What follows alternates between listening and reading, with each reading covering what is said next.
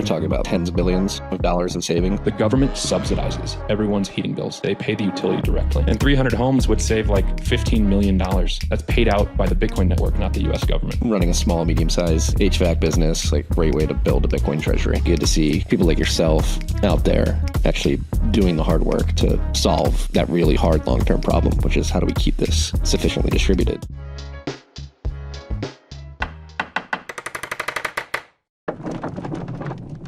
Are we going to distribute hashrate, Tyler? Way more than you think. Way more than you think. I was refreshing my stats for you, Marty, before I jumped on. Oh, good. Because the stats are what I want to talk about. You got fresh stats just for you. I feel like every time I see you, we were in Georgia together. Yeah. A couple of weeks ago. You're always making progress, always more excited than the previous time I saw you. And getting me more bullish on mining waste heat as a consumer application. The heat's a product, not waste, but yeah. Yes. Yeah. Yeah, well, it was fun to catch up in Georgia. We're tinkering. We're getting hash rate heating online. Well, let's give the audience a little intro to yourself for those who may be unaware what Tyler is up to. You have CEO of the space, but you're also started a company using Bitcoin mining heat as a byproduct to do the heating in homes, in home applications. That company is called Exergy. So why don't we get a little background on yourself, how you came to Bitcoin mining specifically, and even further into a niche with a focus on using mining heat. Yeah, the Bitcoin story, thanks for asking. I moved out to Colorado after grad school. I was studying mechanical engineering, and it was happenstance. I'm one of the lucky few. I was listening to, I think it was Jordan Peterson and Saifedean for my 20-hour drive from the Midwest. That was like one of my first intros to Bitcoin. And then I proceeded to listen to 19 more hours of Bitcoin podcast on my drive and immediately found the BitDevs community out here. So I was fresh blood, but I avoided all the shitcoinery. I was lucky in that case. My first Bitcoin I ever bought was at the all-time high of 2021. So it was all down, but I was surrounded by good people. I got brought out here to do aerospace engineering. So I worked for a company owned by Lockheed and Boeing called United Launch Alliance. They're kind of the government version of SpaceX, let's say. SpaceX launches 100 plus rockets a year, though. ULA launches 2. And in that time, I was spending more time with the Bitcoiners, obviously was working on thermal stuff, temperature predictions, heat rates, had that kind of eye for things. And it was at a BitDevs once where a friend of mine, Travis, brought like an S19 kit that was converted with a Loki board from Zach Bomsta to run off 110 volts. And that was where I really saw the light for Bitcoin heating. And so I came in viewing these things as waste heat out the get-go. That was my entry point to mining. Ultimately ended up leaving that role at the aerospace company after 2 years in January 24.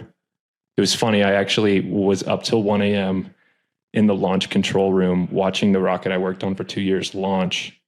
Went to bed for 6 hours, came back 9 a.m., quit, went straight to Denver International Airport, flew to NEMS. First time I saw you, I think, there at Bitcoin Park, met Rod and the guys, saw Schnitzel with his hash tub, and I didn't really have a plan, but I knew like this is what I wanted to do. So what came out of that was that community from BitDevs. We kept working to build our Denver Bitcoin community into a physical location that started the space. Got 82 members now out here.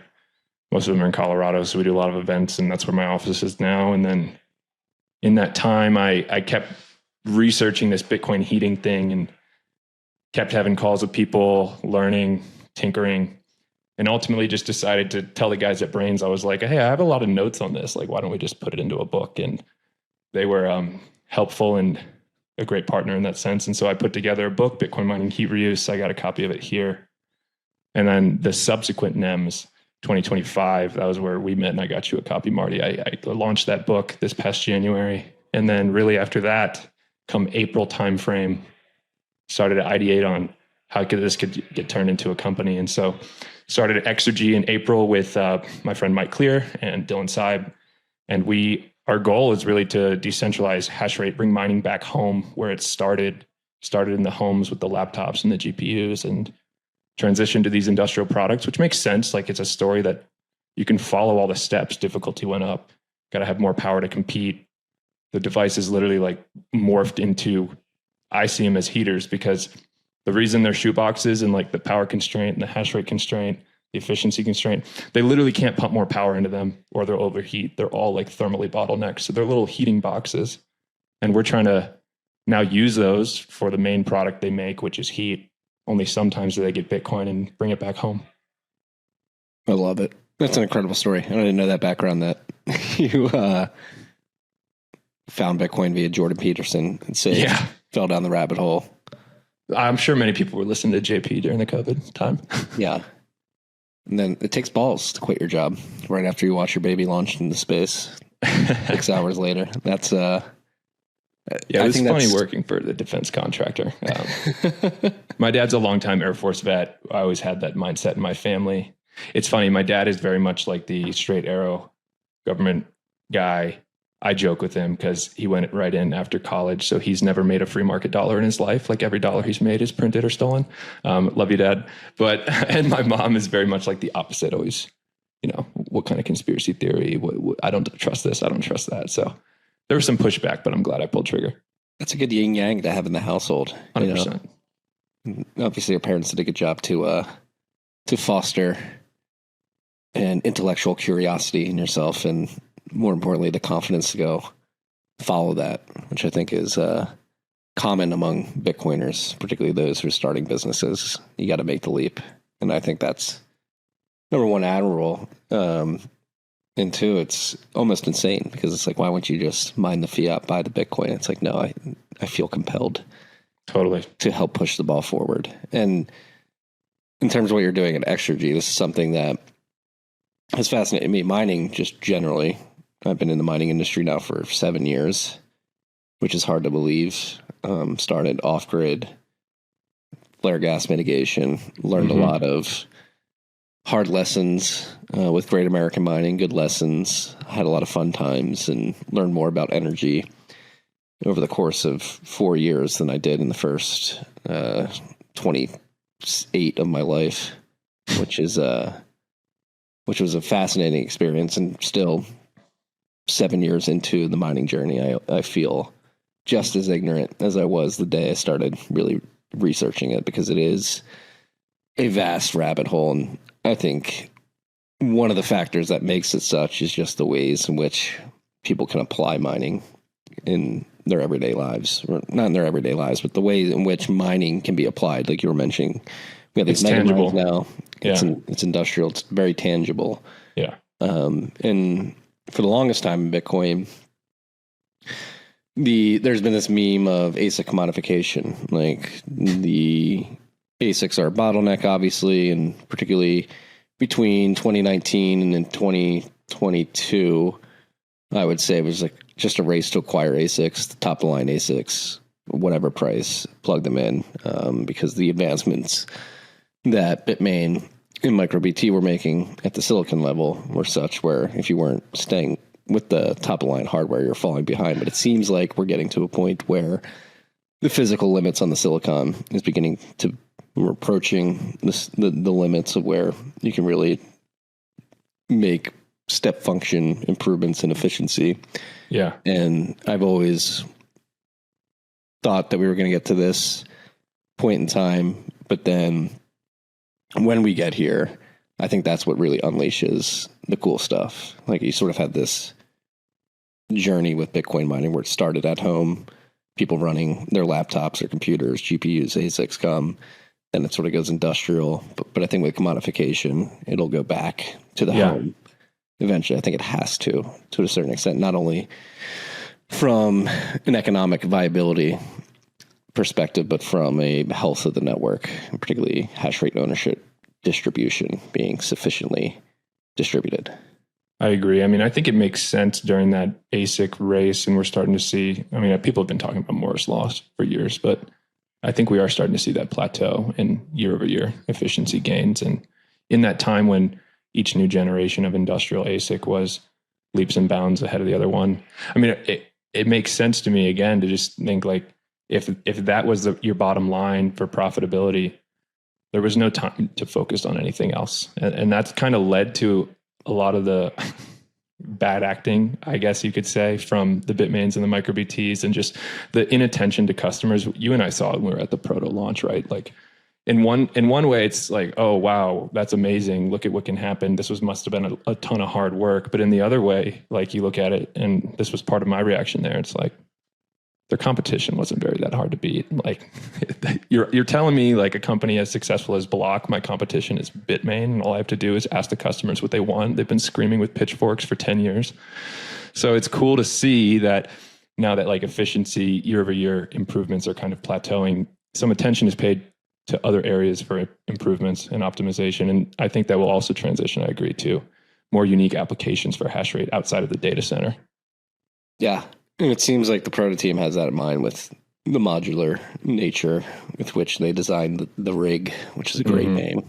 And it'll be really cool to see how people use that modularity to create specific and unique setups for their particular circumstances, which is, again, desperately needed. But let's focus in on the particular part of the market that you're looking to take over with Exergy. And I'm trying to think of where to start. Like maybe we should start with the physics of the machines and the thermal dynamics of the machines and why these mining machines produce heat and why not wasting that heat is a good thing. Yeah. My friend Rob Warren said it well, like the Bitcoin protocol mining, Satoshi invented a way to make a computer sweat. Like that's what proof of work is. So all they're doing is taking electricity and perform these hash operations as fast as possible, as many as possible. It's power. And the thing about electric heating and energy is you can't create or destroy energy. It all has to be conserved. So 100% of that energy you push through your desktop or your laptop. And in the case of a Bitcoin miner, it doesn't have a screen. It doesn't really, there's a small amount for the fans, but all that electricity used to mine is converted into heat. It has to turn into something. There's nowhere for it to go. And so they've gotten so power dense because they are computers that do just this one thing and they sweat, they convert electricity into heat. Why would you not like monetize that heat? And so that's really the blunt of it. From a physics standpoint, it's no different than a typical resistive heater that just has copper traces or some nickel chromium alloy, and you're just sending electrons current through a very specific path and so the resistor is this ASIC in this sense, right? And so all you're doing is the same thing as electric heating, but you're passing the electrons and the current through this special path, and then you're telling a network of other computers doing the same thing that you're doing it, and that network happens to pay you for passing the current through that path if you're successful in mining a block. So that's basically the blunt of the physics of it. I mean, it's smart resistive heating. It's resistive heating with a protocol attached to it. Yeah, and I think the protocol that will pay for these computations is the real unlock for using the waste heat economically. Yeah, and one thing I thought of recently, which is why this is cool and makes sense now, because like monetized heating, you could have your 1200 watt gaming desktop, or you could monetize the heat from a Grok AI cluster of GPUs of NVIDIA A100s or whatever. But because of the Bitcoin protocol, it's the first time you can like distribute it and decentralize it into chunks. Like you can break up the data center. You can't break up an OpenAI data center and make part of it your water heater. It has to be on full time. They need the uptime. It doesn't make sense, but because of the protocol, the rewards are proportional to the electricity you put in. They don't do anything but mine this algorithm. So all you have to do is turn them on and they immediately start doing it. And that way you can actually control it like a heater. When you call for heat, it's on. And every watt of electricity that's turning into heat is also going towards the mining network. So it's pretty cool to think of it that way. No, it really is. And I think this sets us up for the next question is, why should these mining machines replace incumbent heating machines that already exist throughout the economy? Doesn't make economic sense. Yeah, I was starry-eyed and bullish on this from the guys that have taken S9 space heaters and, made them quiet and put them in their living room and said, look, honey, it's cool. This is mining. But how does that scale? And where I was pleasantly surprised is local to Colorado, where I am, I looked up in the mountains. People are on propane heat in these high altitude towns that don't have natural gas lines drilled through the granite. Natural gas is cheap here in the US. We didn't blow up any pipelines for ourselves yet, but the stored fuel sources, propane, heating oil in New England, the old country, right, which is essentially just diesel. They're expensive. And I found that the electric price, like on $1 per kilowatt equivalent, like natural gas is like 2 cents a kilowatt hour. But propane and heating oil are like 11, 12, 13 on average. And if your electric rate's 15 cents a kilowatt hour, but you also get the Bitcoin mined, depends on the efficiency of the machine, you can like energy arbitrage it. And where I am in that high altitude climate, you can find opportunities to save 80% plus, 100% plus on heating bills if you're counting that Bitcoin rebate to offset those utility costs. Sup, freaks? This rip of TFTC was brought to you by our good friends at Bitkey. Bitkey makes Bitcoin easy to use and hard to lose. It is a hardware wallet that natively embeds into a 2 or 3 multi-sig. You have one key on the hardware wallet, one key on your mobile device, and Block stores a key in the cloud for you. This is an incredible hardware device for your friends and family, or maybe yourself, who have Bitcoin on exchanges and have for a long time, but haven't taken the step to self-custody because they're worried about the complications of setting up a private public key pair, securing that seed phrase, setting up a PIN, setting up a passphrase. Again, Bitkey makes it easy to use, hard to lose. It's the easiest 0 to 1 step, your first step to self-custody. If you have friends and family on the exchanges who haven't moved it off, tell them to pick up a Bitkey. Go to bitkey.world, use the key TFTC20 at checkout for 20% off your order. That's bitkey.world, code TFTC20. Over 10,000 investors downloaded the original How to Position for the Bitcoin Boom when Bitcoin was just 27K, and it called for 120K plus. That target's now hit. So what's next? Tur de Meester is back with the 2025 edition, refreshed for the mid-cycle moment, packed with new data, new insights, and Tur's latest price outlook. Plus, you'll get exclusive access to Charting Our Way Through Chaos, Tur's new 30-minute Q3 2025 presentation explaining why this bull run might be only just beginning and what forces could push it to the next level. Read the first ever mid-cycle report from Adamant Research at unchained.com/TFTC. That's unchained.com/TFTC. And also, if you're using Unchained, you can use the code TFTC for $50 off any of their services. Go check it out. Do you think this market is constrained to areas that have high electricity cost with propane and oil? Yeah. There's a few there's a few variables that make you a good candidate. Obviously you have to have heat demand, because a miner at the end of the day is like an expensive, high performance device. It's complicated in a sense. There's a lot of work that went into developing those ASIC chips. It's a whole nother conversation, talk about like retirement homes for old hash boards that have depreciated. But if you use heat a lot, that's essentially your uptime, because we're talking about mining not 100% uptime and then you use the heat when it's convenient. This is hash rate heating, as I'm coining it, is just matching your hash rate to your heat demand. And so if you use heat more, then you're going to pay that machine off faster. You're going to reap those rewards faster. They're kind of ticking time bombs in a sense, because the rest of the network difficulty does go up. So they're like heaters that pay, but their rewards are less and less each year. And so like tangent to Proto's modular hash board, that's a sweet way to like upgrade your heating element of your furnace or boiler. But another variable that makes you a good candidate is the cost of that utility. Solar plays a huge part in that too. I mean, I found here in the space where I'm at, we are on natural gas, so the heat is like 2 cents a kilowatt hour. But we have 20 kilowatts of solar right out my window here. And so we're trying to, prototype, demo site this whole smart energy stack up where we're generating our own power. We're going to store it in a battery power wall. We're going to use the heat from Bitcoin miners as the priority. In the summer, when we have generation, we are going to dump the heat outside. So we're monetizing all of the solar on the roof instead of getting like 1 cent per kilowatt hour credits back from the local utility. And then we still have the natural gas heating system in place, like worst comes to shove. So it's a backup in that sense. I think that's probably a way it will scale is really upgrading the whole smart energy stack up from a sovereignty perspective. Utilities aren't going to like it in that sense because every home can serve as its own generation, its own revenue generator. But it does increase efficiency and it decentralizes the network. Yeah.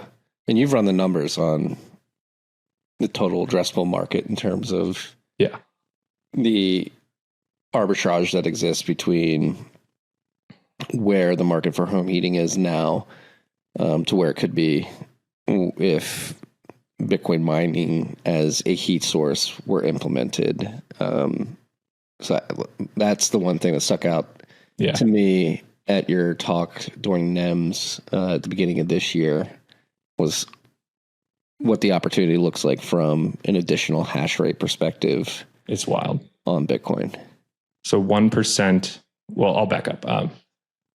Like 50% of the world's energy is used for heat. A lot of that is industrial processes like melting steel and manufacturing things. But another 50% of that is what we call comfort heat. That's your space heating, keeping your building warm, your water heating, pool heating, luxury heating, things like that. And the comfort heat differentiator is important because that's the temperature range that a Bitcoin miner can deliver. Their computers, they don't have flames inside of them. They have electricity. It's friction heat at the end of the day.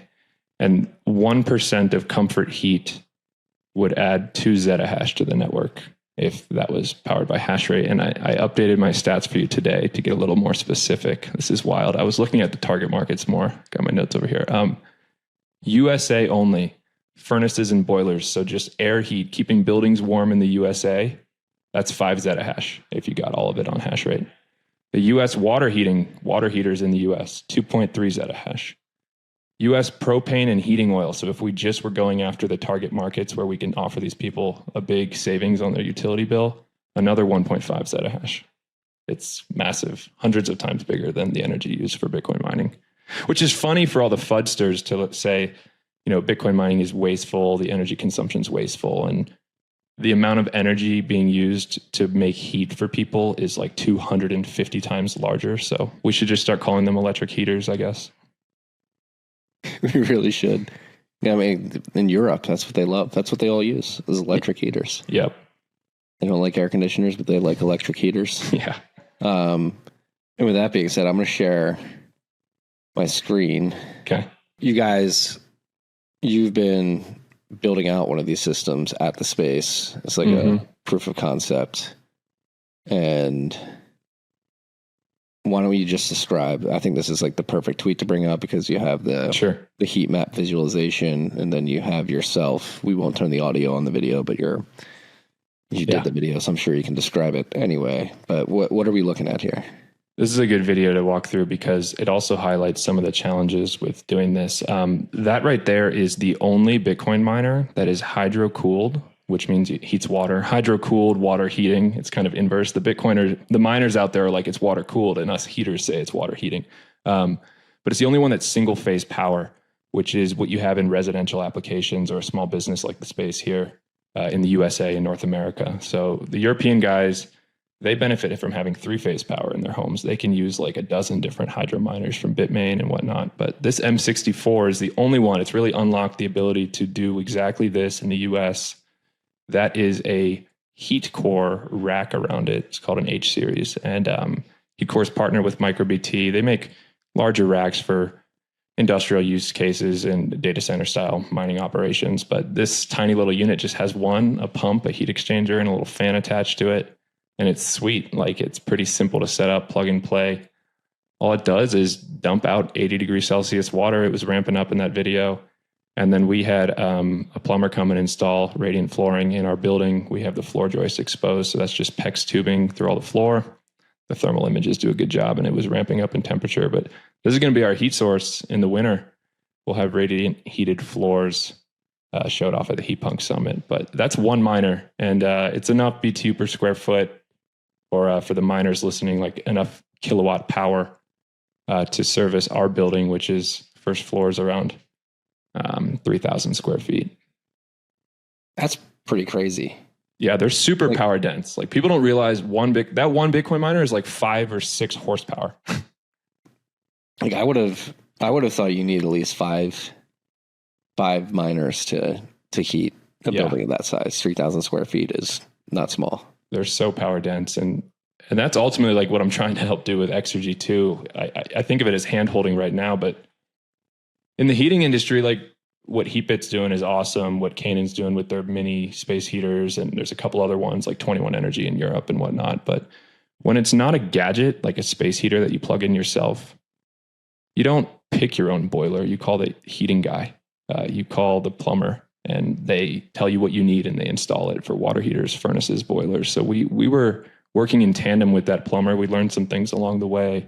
Sizing is a big part of it for the Bitcoiners out there. You don't need as much as you think. So we help people figure out what they need. But it was fun working with that plumber. Like I asked him, there's a quirk about that system. I asked him for a mixing valve, which lets you mix hot and cold water. It's like what your shower has, right? So it mixes the two knobs so you don't burn yourself. And he installed it into the boiler.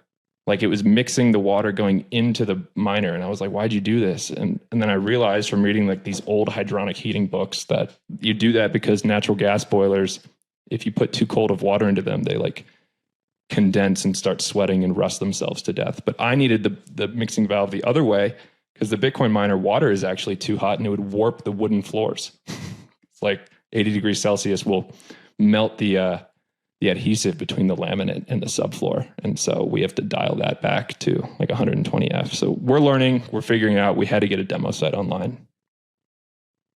And I mean, this is coming back to the recurring conversation we've been having over the course of this year is like, how does this market develop? Does it take somebody like Exergy to build an HVAC system themselves, or is it partnering with plumbers, HVAC providers, and really teaching them how to begin to incorporate this into their service offering? Yeah, I think it'll be a big challenge and transition period. So right now we're very much involved in the loop with, you can't call a heating company and ask them to size a hash rate heater for you, but you can call us and you tell us your home size and where you live and how cold it is. You give us some bills that helps, or you show us how big your other boiler is or your furnace. And we translate, we're translators. We translate that into which systems work for you. Like I know that hydro miner is the only one that's single phase power. The average person might not know that. And what it fits into to make it a good boiler. And then when it comes to installation, the products are getting kind of better. Like that one just had hot and cold hookups, power inlet. Plumber could figure that out. He's not going to figure out plugging in the Ethernet. Well, he'll figure out plugging in the Ethernet, but he's not going to like IP scan the boiler, log in with root, set up the mining pool payouts.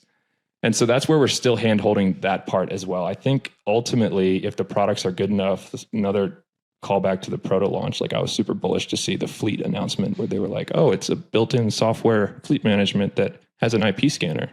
And you just press start and it finds the miner, logs in, automatically logs into the credentials, gets it online, gives all your notifications. My heating brain was like, oh my gosh, that's gonna be awesome if I can just have tradesmen plug in systems and press boot on and they, authenticate themselves and get themselves online.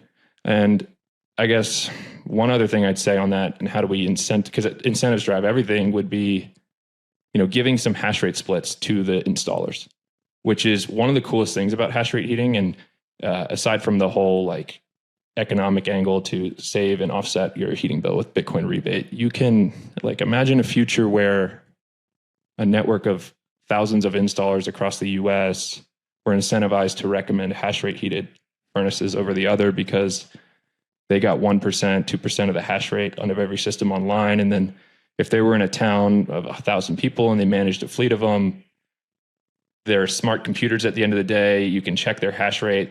You can get notifications on temperature sensors. These computers have notifications. They have sensors. They have firmware. They have smart software, all this stuff. Essentially, you could have like water heaters or heating appliances that notify your plumber to come fix them before you even know there's a problem with it. And maybe it's like some passive income split for them to come help you manage that. And it flips the structure where it's like, I'm going to wait for your thing to break. I'll come to your house. I'll charge you $500 to fix it, to I'm managing this fleet of systems that's passive income for me. I want to make sure they're all tip-top healthy all the time. That's an incredible flipping of incentives that makes a lot of sense. And so you've said it multiple times now, like really to dig in. explain it like I'm 5, Bitcoin rebate. So on the economic side of thing, like you plug that in, you guys are heating the floor at the space. How does it, like, obviously you're still getting an electricity bill. The miner's pulling electricity. It's very power dense. You're pointing that hash rate at a pool. What are the mechanics of actually realizing this rebate? So for us, we want the Bitcoin. We have our own datum gateway at the space. Exergy has one. The space has one. It's giving us daily payouts on CLN to our Lightning node. But I realize that, you know, to scale beyond the average Bitcoin or even the technical Bitcoiner, those are more technical things. I don't think most Bitcoiners run a CLN node or datum. You know, there's ways to get the rebate. And I call it a rebate because I'm trying to flip the notion that it's like Bitcoin mining heat reuse. I view that as the mega miner sites that sell some heat to a greenhouse next door, or the Finland district heating project, because it's a full-time Bitcoin mining operation. They sell the heat when it's convenient. No, this is a full-time heating operation. Heat is my, one commandment, and the Bitcoin is just like a rebate. It's an extra positive. I think, even with tools like Strike and whatnot, it's becoming more possible to give the customer like the dollar rebate, if that's ultimately what they cared about.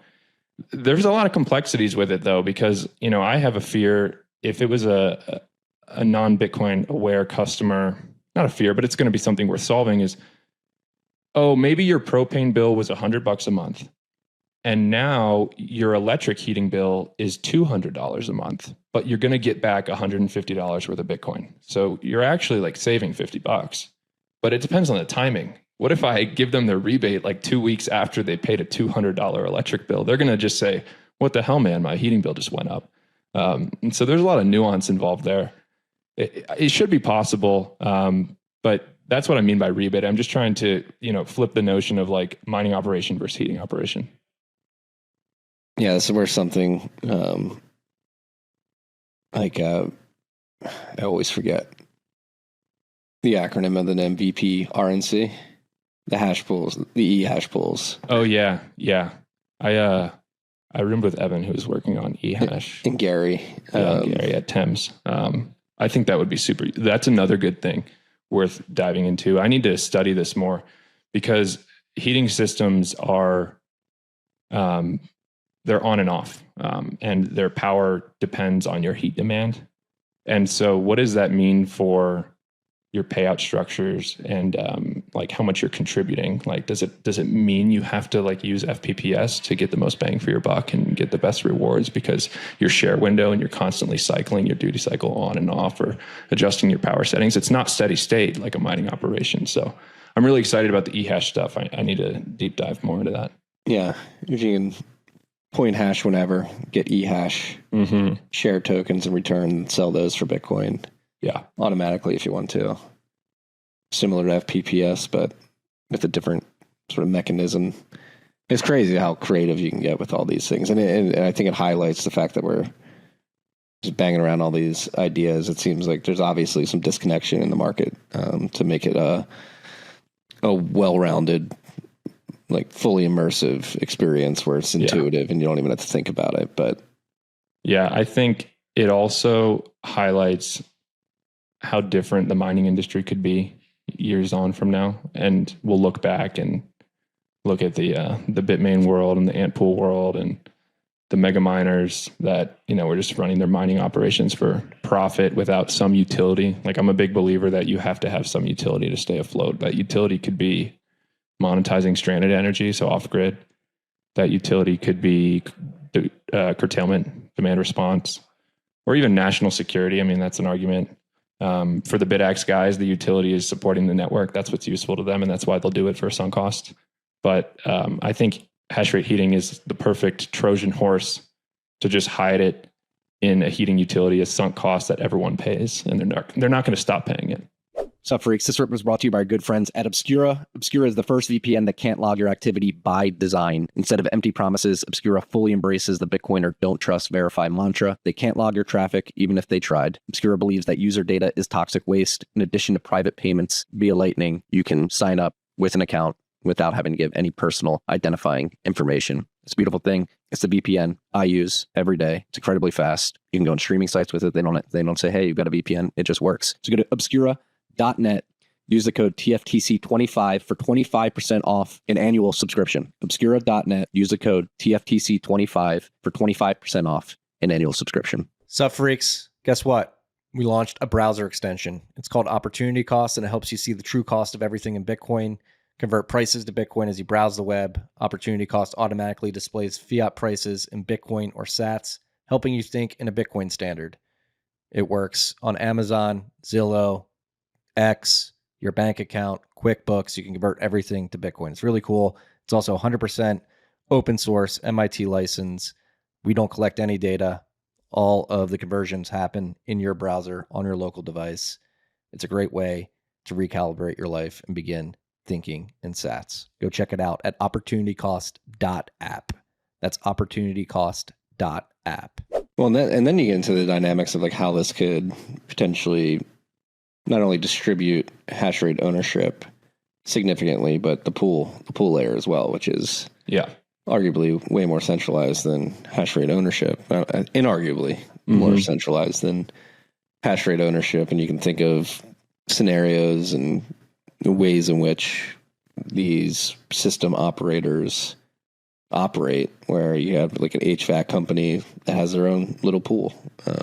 Thousands of HVAC companies have their own little pools. It's way more opportunities to select your pool structure, your block templates, for sure.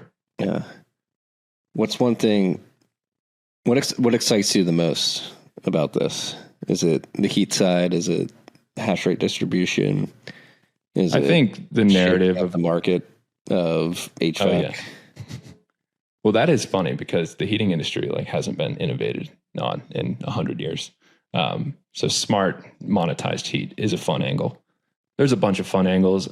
I think what gets me most excited is just clearly the demand is there to bring mining back home. The open source miners united, the BitX guys, the little nerd axes. Everybody wants these little products. It's cool to see companies like Canaan make the nanos and the minis, and people want to get hash rate into their house. They want to support the network in a complete manner. And I think this is a really cool way to do that from cypherpunk back to heat punk.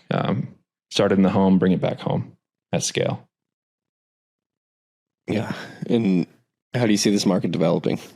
Are we very early on in a trend that will be obvious 5 years from now, 10 years from now, or is the timing right to implement this widely?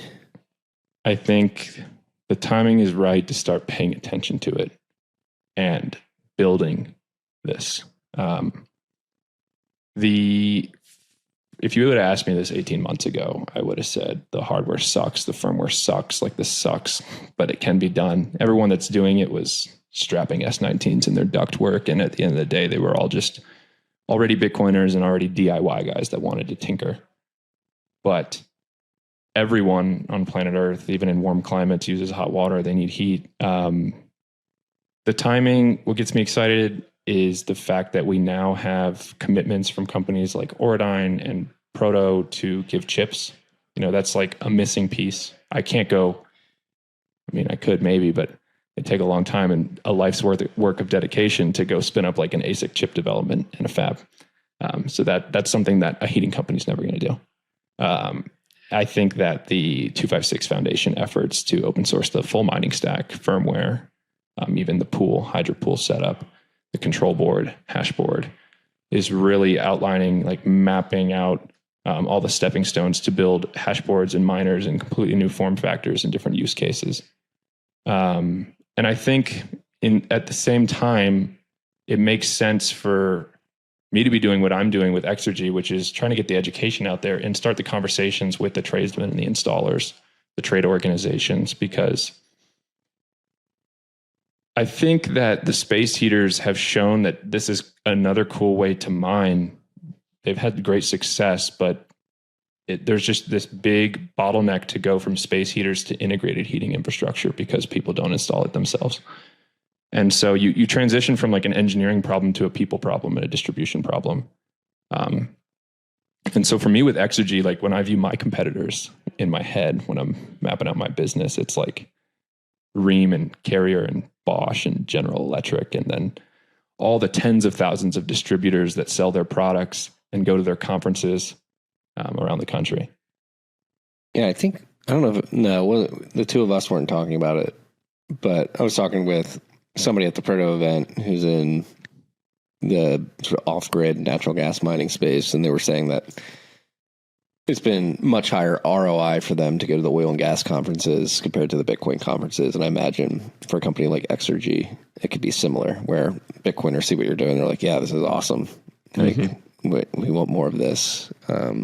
But it's not really like a needle mover in terms of like finding an end client. Whereas if you go to these trade shows and conferences dedicated to HVAC systems and the heating industry, if that even exists as a name. It's a huge industry. And we have to, right? Because, here's an example. We were working on a proposal for a commercial project, which you're excited about. You're like, oh, it's a business. Let's do it.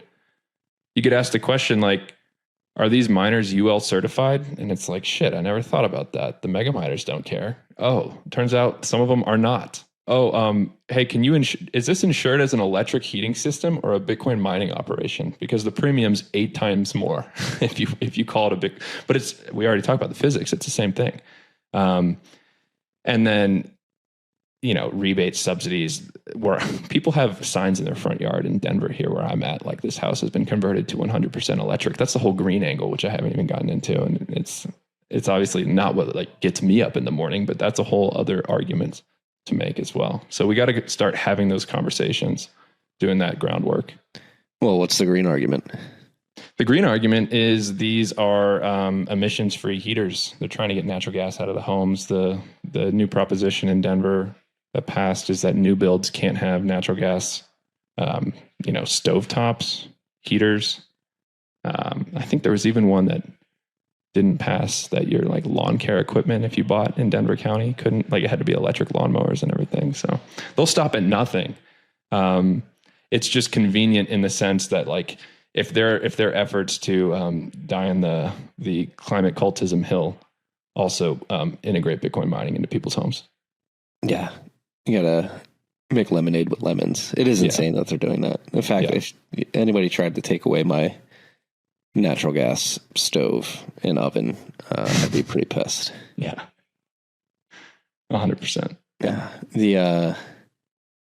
I love talking to you and others like you because in an era of Bitcoin, as somebody who's been around the block for 12 years now, where a lot of the dominant conversation of the day is focused on Bitcoin treasury companies and nation state adoption and what the Trump administration thinks, which I will say it's all interesting to a certain extent and definitely important to a certain extent. But at the end of the day, the network is a distributed protocol that needs to remain sufficiently distributed for any of the other stuff I just mentioned to actually make sense in the first place.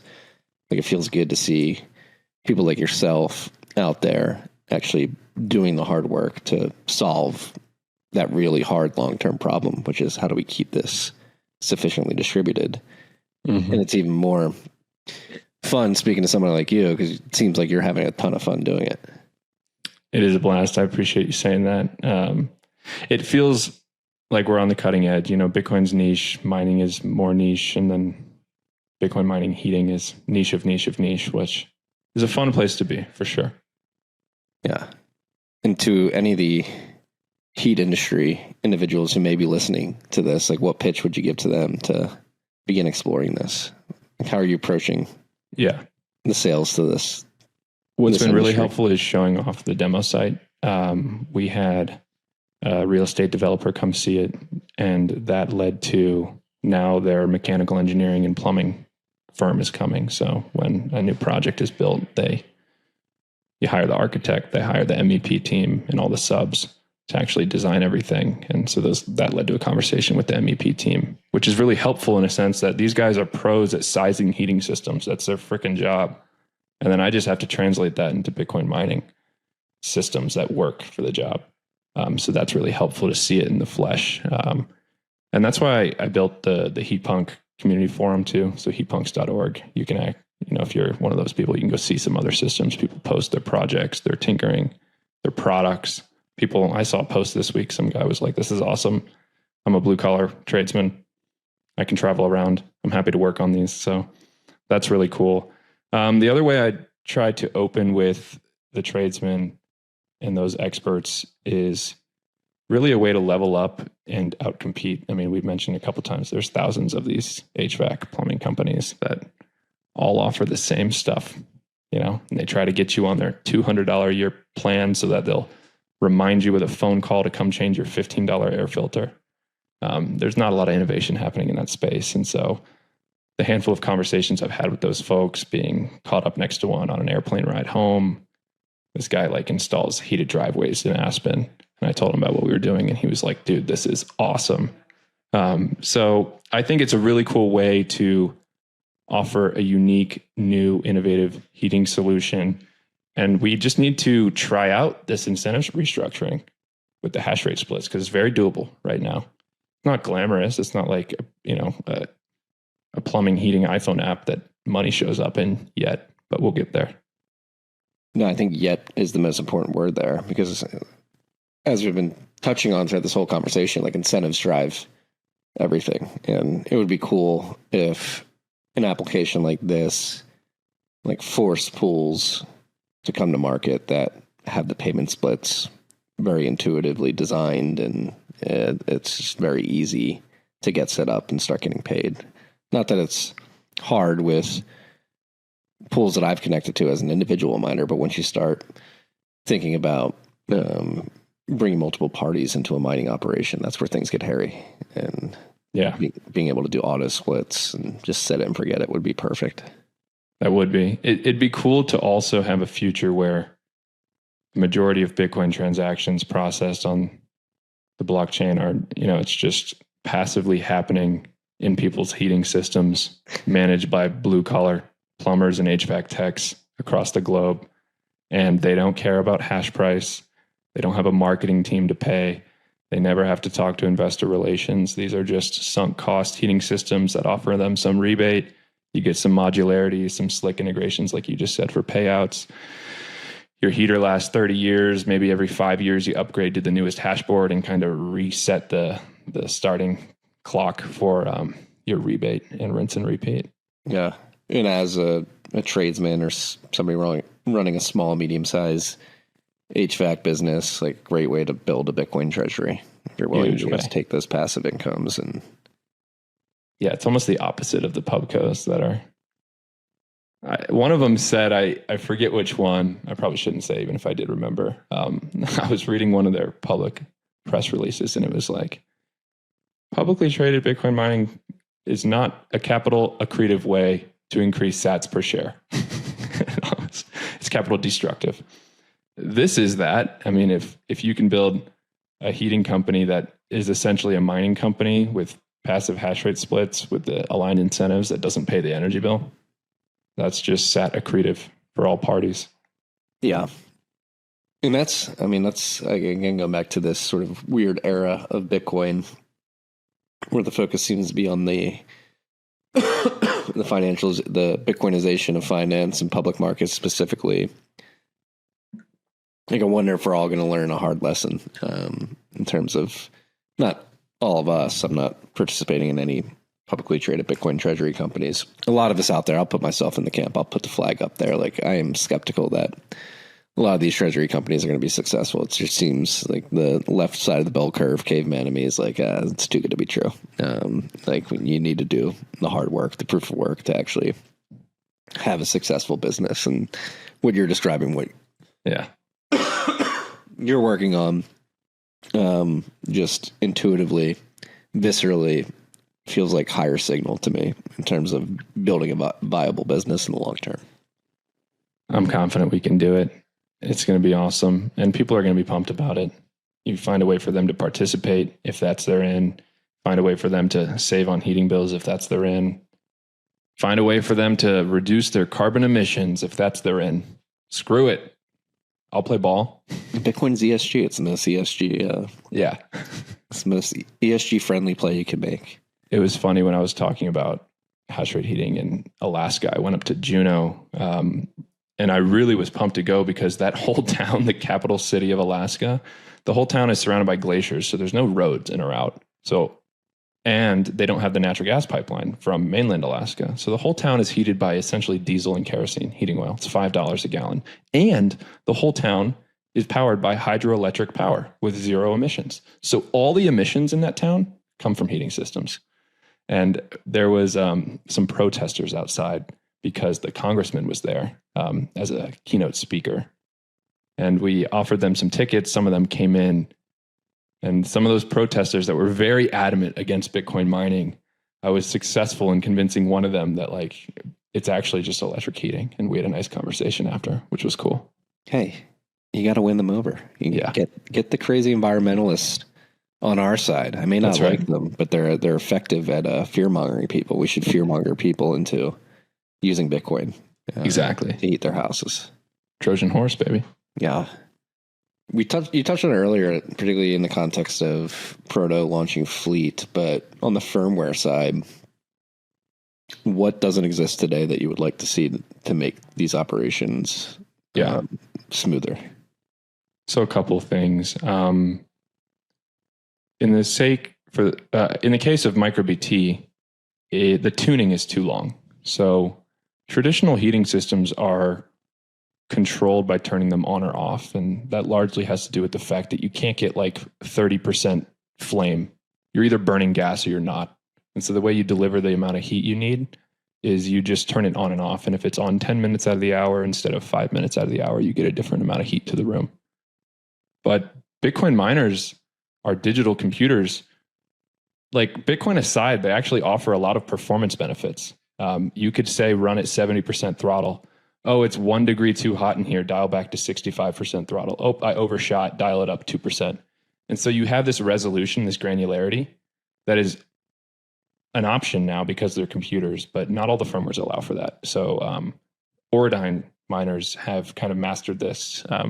I haven't played with it myself, but I've seen it in some of the Heatpunk Telegram chats and on the forum, and I'm hoping to test one soon. But they have quick response within 30 seconds.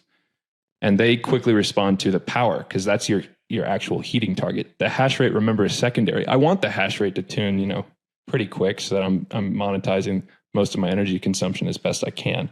I don't want to take 30 minutes, but it doesn't have to be 1 second. So that's one of them. There's some other things just with control, like responding to temperature.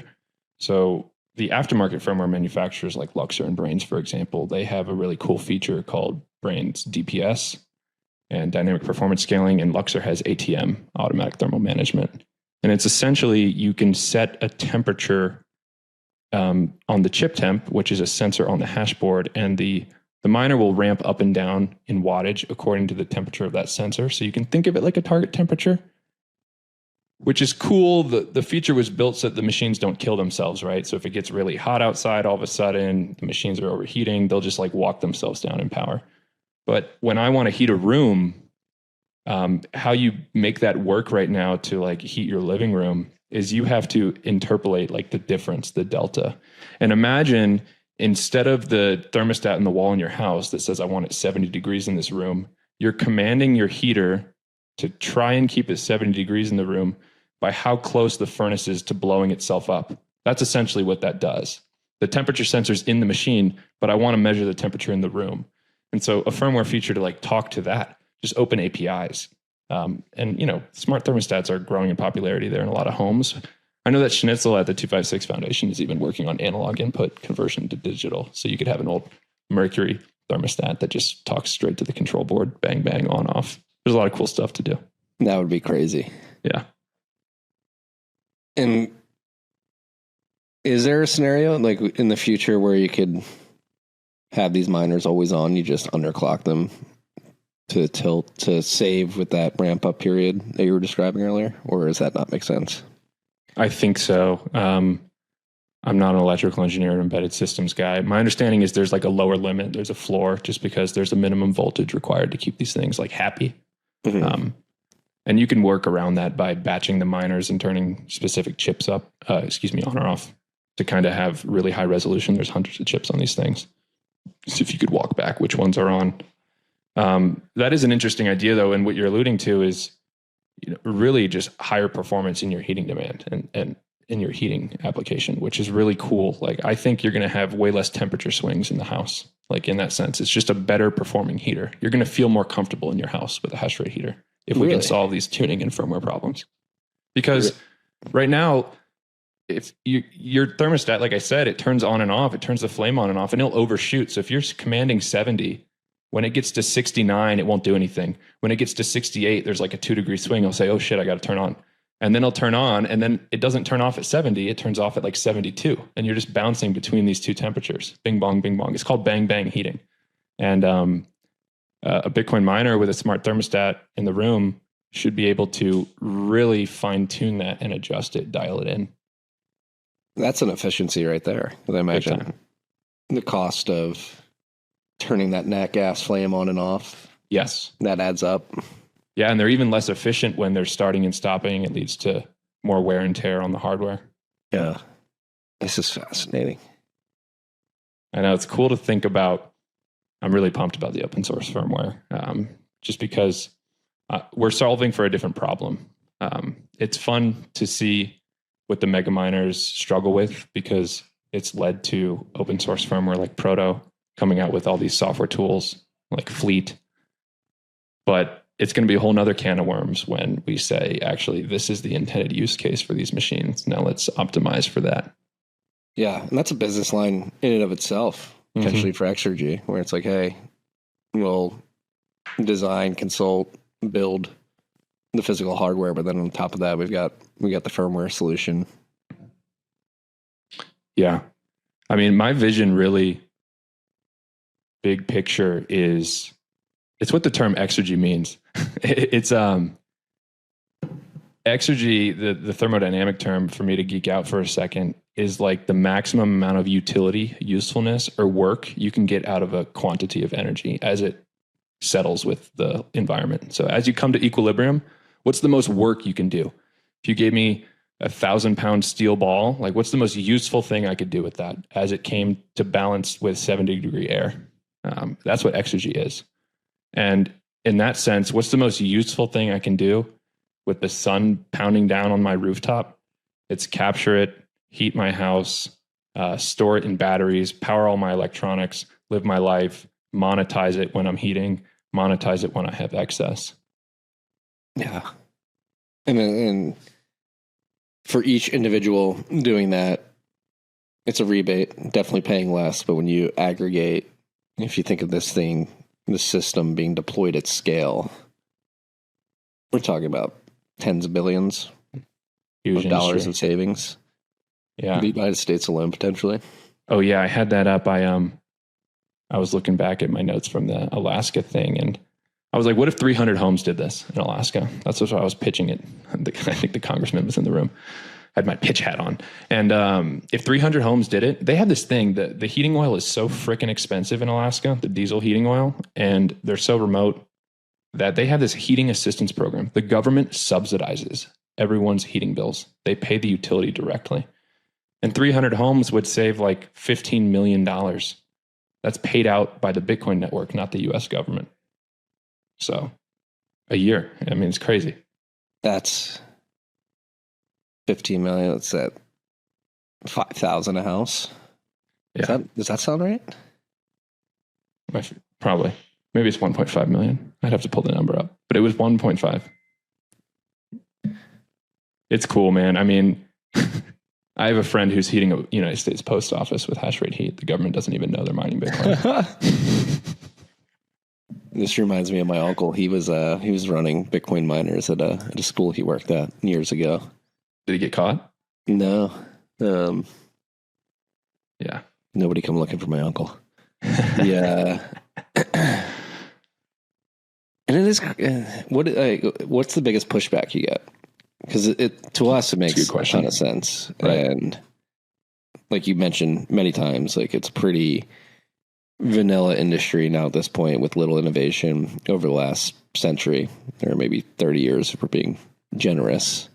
And you'd think that if you had somebody who was ambitious and wanted to really make their mark in the industry, I don't know if anybody has that intention or goal at the end of the day. But I'd like to think that no matter what business you're operating in or what industry you're in, you'd like to leave your mark. Like there's a massive opportunity here. Yeah. You know? I think the biggest pushback we've received are twofold. For the energy-minded folks, they say, why wouldn't I just get a heat pump? For people that are kind of familiar how these systems work. And a heat pump is kind of like an air conditioner that works in reverse. So it doesn't actually make heat. It just moves heat, just like an air conditioner moves heat out of your building.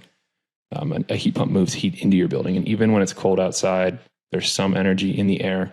Helps if it's a humid location or it's mild, not too cold, not too high altitude because the air is denser at lower altitude. And it moves heat inside with a big refrigerant condenser. Looks like a big coil fan. But my argument against that is they don't really work in high altitude climates where the air is not dense. It's really cold. Often they have resistive electric heater backups inside of them. That could be a Bitcoin miner. Maybe that's a product in itself. And ultimately, like a guy like me, maybe it's other people, I'd prefer an option to also make heat. I don't want to just be able to move heat inside. I would like the option in my house to also make it if I need it because it's really freaking cold outside. But they are super efficient. They have like 300% efficiency. So for every watt of power you use to like spin the pump and move the refrigerant around, you get 3 watts of heat from outside brought into your house. So you can take your electric bill and like divide it by 3. But that only works if it's not too cold out. It's like cold, but not freezing cold. The other pushback we get is why wouldn't I just buy Bitcoin instead? Which I get it. Like mining hardware is expensive. You can get last generation hardware. I think there's a big argument for that. I'm a big believer in that, especially for the heating systems, because I'm not trying to run an operation that is profitable. Like I'm literally just offsetting a sunk cost. So sure, I'm going to try to get a pretty efficient machine because that gives me bigger rebate, but it doesn't have to be bleeding edge by any means. I can take the depreciated hash boards. Side note, that's why I'm excited about the modular hash boards for upgradability of heating systems. But the other response I have to the people that say, why don't I just buy Bitcoin instead? I mean, there's a handful of responses. There's the non-KYC angle. Your electric utility is your exchange. It's kind of a gamified way to stack sats. And ultimately, it's a sunk cost anyways. You're going to continue paying for heat. You're not going to stop paying for it. I wager that if you went through the whole process, saw what you could save, got a heat audit, figured it out, saw that the systems were getting really snazzy, your plumber talked to you about it, and then you didn't do it, and you were stacking sats another way, eventually you'd come around and you say, damn, I really wish I had that thing. Yeah, why not both? Exactly. Why not both? You can support the network. Well, I think it's important too, like to highlight, like it seems pretty clear to me that it's not like some altruistic endeavor to help the network, even though it certainly does. I think, like we were saying earlier, incentives are important. You can't have people just plugging this in altruistically to support the network, even though many of us are doing that in different ways. I like to run bid axes and I want to help the network, but I also want to manifest a solo block mine where I get the full reward. Totally. But I think there's an economic case to be made here. You know, there certainly is. And big time. We have a hot spring up in the mountains that we met one of the part owners. It's a Bitcoiner. So that's how we got introduced. It's a naturally heated pool, 40,000 gallons, kind of like a resort with tiny homes and Airstream campers. You can take your family there. And it's naturally geothermally heated, but they want all the pools, all 40,000 gallons, like 100 degrees hot tub temperature, so you can use it. So they supplement it with propane. They spend $22,000 a year on propane. They have 13-cent power. We ran the numbers for them. Their bill would go from $22,000 on propane to $24,000 a year on electricity. And then with those Auradine miners, those hydros, the A3880s, they'd need 4 of them, and they would mine $27,000 worth of Bitcoin a year, not full time. That's mapped to their heat load. So I actually looked at when their heat was on, and that's like me only saying the miner's on when they're buying heat, still make $27,000 a year. So, I mean, that thing's going to pay itself off in 30 months. it seems like they'll make $3,000 a year from that. Yeah, profit. From paying $22,000 a year, they'll be making $3,000 profit. Yeah. Yeah. It's It makes a lot of sense. We've seen this with the bathhouse in New York. Yeah, that's right. And it's funny to see, I feel like it was Time Magazine wrote an article, and there's a bunch of other local New York publications sort of deriding them for using Bitcoin mining to heat their pools. And it's like, how do you guys not get this? It's literally lowering costs and being more efficient with your electricity use. They'll come around. They will.